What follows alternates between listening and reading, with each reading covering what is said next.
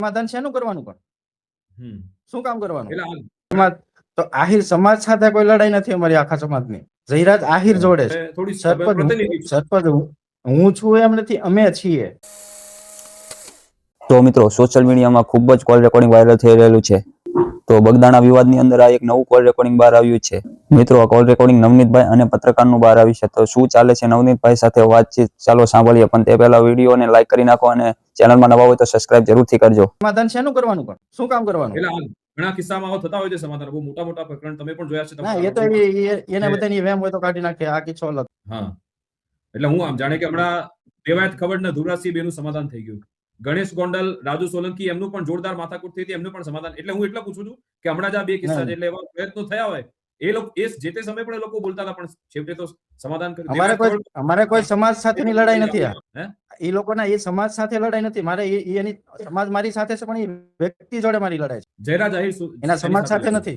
હા સમાજની વાત કોઈ એવું ગણતું હોય કે ભાઈ આહિર સમાજ, તો આહિર સમાજ સાથે કોઈ લડાઈ નથી અમારી આખા સમાજની. જયરાજ આહિર જોડે છે. એને ખોટું કર્યું છે તો મને ન્યાય માટે અમે લડીએ છીએ. પણ બની શકે ને કે સંયોગ થઈ ગયો કે ખાલી કારણ કે માફી વાળો વિડીયો તમે મૂક્યો અને પછી જયરાજભાઈને ખબર પડી અને તમને ખાલી ફોન કર્યો હોય અને પછી બીજા કોઈ મારામારી કરી ગયા, એવું તો એવી કોઈ પણ ની જોડે મારે દુશ્મની નથી. બરાબર. અચ્છા, બીજું તમે તમારી જે મેં ઓડિયો ક્લિપ સાંભળી, તમે એમાં એવું કહેતા હતા કે ભાઈ સરપંચ હું છું, તો તમે સરપંચ છો થોડી, તમે થોડી સરપંચ હું છું એમ નથી, અમે છીએ. ઓકે, હું છું એમ નથી, જોઈ લેજો તમે. ઓકે, તો અમેનો મતલબ શું થાય? સરપંચ તો એક જ હોય. અમે એટલે અમારા પરિવારમાંથી મારા ભાભી છે. બરાબર. ઓકે, એમના વતી તમે આ વાત કરી હતી. બરાબર. અચ્છા, બીજો પ્રશ્ન, કારણ કે સુરત થી એક પાટીદાર મહિલા સામે આવી, પાયલ વઘાસિયા નામથી, એવું તમને વિડીયો રિલીઝ કર્યો તમારા નામે કે નવનીતભાઈએ મારી સાથે છેતરપિંડી કરી. એ બાબતે આખું ખોટું છે. એ તો સાવ ખોટી વાત છે. આ 1.5 વર્ષનું કે છે બેન, તો અત્યાર સુધી ક્યાં થઈ બેન? અને એ બેન એમ કહે છે કે મારા ગાંધીનગર સુધી છેડા છે. બરોબર, તો જે તે સમયે કોઈ પણ કદાચ હું તમારા ઘરમાંથી કંઈ પણ લઈ જાઉં, તમે પોલીસ સ્ટેશનમાં કમ્પ્લેન કરી શકો છો. તો અત્યાર સુધી બેને કેમ કોઈ કમ્પ્લેન કે કોઈ વસ્તુ કરી નથી? એમનું કેવું છે કે ડર લાગતો હતો તમારાથી. શેનો ડર લાગે? અત્યારે કોઈને કઈ ડર જ નથી. શેનો ડર લાગે?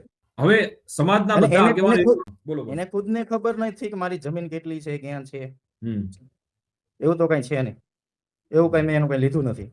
આ એક ખોટું આખો કેસ ને ડાયવર્ટ કરવા માટે કોઈ માણસો ઉભા કર્યા છે. પણ એને ચાલુ ફોનમાં તમને ફોન કર્યો હતો? પહેલા તમારા ભત્રીજા ઉપાડ્યો, પછી તમે વાત કરી, તમે કીધું કે હા બેન તમારું બધું કરાવી દઈશ. તો શું કરાવવાની વાત? અરે બેન, મારી તબિયત બરોબર નથી. હવે મને પૂછે કે હું છે ને ક્યાં છે, તો મને ખબર ન હોય તો હું શું કહું? અહીંથી મારી પોઝિશન હોય તો હું એને હું વાત કરું? બરાબર, બરાબર. ઓકે, બીજી એક ચર્ચા એમ પણ થઈ રહી છે રાજકીય કે જયરાજ આહિર ચૂંટણી ન લડે અથવા તો એનું પોલિટિકલ કરિયર ઉપર ન જાય, એ માટેના બધા પ્રયત્નો છે ને એનો હાથો તમે બન્યા છો નવનીતભાઈ. શું પહેલી વાત તો એ છે કે હું કોઈ પાર્ટી સાથે જોડાયેલો નથી. બરોબર. અને અત્યારે જે કોઈ મારી જોડે આવે છે એ મારો સમાજ આવે છે, કોઈ પાર્ટી નથી આવતી. એ તો વસ્તુ અમે જોઈ કે હા, એ તો જોયું અમે કે જયરાજભાઈ હું છે એ મને કઈ ખબર નથી. બરોબર, એ હેમાં છે કે હું લડવાના છે એ મને ખબર નથી. બરોબર. આમ તમારા સંબંધ ખરા માયાભાઈ પરિવાર સાથે ખરા કે કોઈ સંબંધ એવા નથી? ડાયરેક્ટ કનેક્શન એવા કોઈ સંબંધ નહીં. તો તમે ડાયરેક્ટ જ માયાભાઈને ફોન કર્યો હતો? હા. તો હવે છેલ્લી આપની ડિમાન્ડ શું છે કે ભાઈ જયરાજ આહિરનું એફઆઈઆરમાં નામ આવે? એ જ આપને એવું લાગે છે કે એ જ મુખ્ય? મારે ન્યાય જોઈએ. એને કરાવ્યું છે તો એનું આવું જોઈએ ને. મારે ન્યાય જોઈએ છે. પણ પોલીસને જો પુરાવા કોઈ હાથ ના લાગે તો પોલીસ કેવી રીતે ન્યાય? એટલે તમને કેવો ન્યાય જોઈએ છે? એટલે ન્યાય એટલે 8 આરોપી તો ઝડપાઈ ગયા છે આ કેસમાં. પણ કરાવનાર મેન વ્યક્તિ તો એ જ છે ને. જે તે સમયમાં આ બધા લોકેશન એટલે આવશે. બરાબર. એટલે કે જયરાજ આહિરની પૂછપરછ થવી જોઈએ આપનું. અને જયરાજ આહિરની અને જે આ મોબાઈલમાં બધી જે એકબીજાને લોકેશન ક્યાં હતો કે એ બધી તપાસ કરે ને, એટલે ઓટોમેટિક આવશે બધું બહાર. બરાબર. પણ આમ સારું તો લાગતું હશે ને કે આખો સમાજ તમારી પડખે અત્યારે ઉભો છે. અને પહેલા દિવસે તો કદાચ નહીં લાગતું કે આ કેવી પરિસ્થિતિ થઈ ગઈ, પણ તો હવે આખો સમાજ તમારી સાથે ઉભો છે. એનાથી કેવું લાગે છે? તો સારું તો લાગે ને. મારો સમાજ મારી જોડે છે તો. અને મને વિશ્વાસ છે તો મારો સમાજ મારું સાચું છે તો મારી જોડે રહેવાના જ. બરાબર. અને સમાજને આ વિસ્તારની બધી ખબર જ છે એ ભાઈ શું છે. હા, જયરાજ આહિર. હા. શું છે એટલે તમે બોલો. એટલે આવા બધા કિસ્સા એના બનેલા જ છે. ઘણા બધા પૈસા લઈને એના પૈસાના પાવરથી સમાધાન કરી નાખે છે. આપણે એ વસ્તુ કરવાની નથી.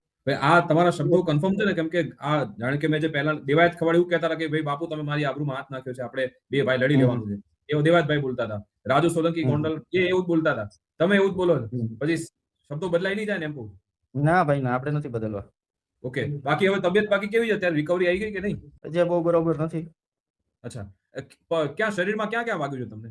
પગમાં અને હાથમાં બંને શરીરમાં કોઈ ભાગ બાકી નથી. ફ્રેક્ચર થયેલા છે હાથમાં અને પગમાં. આ ફ્રેક્ચર ને બધું જ. આપના પરિવારના લોકો શું કહે છે? આપના જે અંગત લોકો છે બધા, એમનું શું કહેવું છે? બધા કે એમ આ જ કહે બધું- છે કે અમારે ન્યાય જ જોઈએ બસ. પોલીસને તમે કોઈ અપીલ કરવા માંગતા હો અને સાથે સાથે તમારા સમાજને, આહિર સમાજને પણ તમે જો અપીલ કરવા માંગતા હો તો આ માધ્યમથી કરીશું. પોલીસને હું એટલું કહું છું કે મને ન્યાય માટે મને મદદ કરે. મારું હમ. જે સત્ય હકીકત છે એ બહાર લાવે. ઓકે. જે મુખ્ય જે કોઈ આરોપી છે એને હમ. સજા થાય એ. અને આહિર સમાજને હું એવું કહું છું કે મારે કોઈ સમાજ સાથે હમ. કોઈ ઓલી નથી. કોઈ વેરભાવ નથી કશું. અમારા સમાજ હા કોઈ વેરભાવ કોઈ એ આહિર સમાજ જોડે મારે નથી, કે અમારા સમાજને કોઈ પણ નથી. અમે એ રીતે લડાઈ નથી લડતા.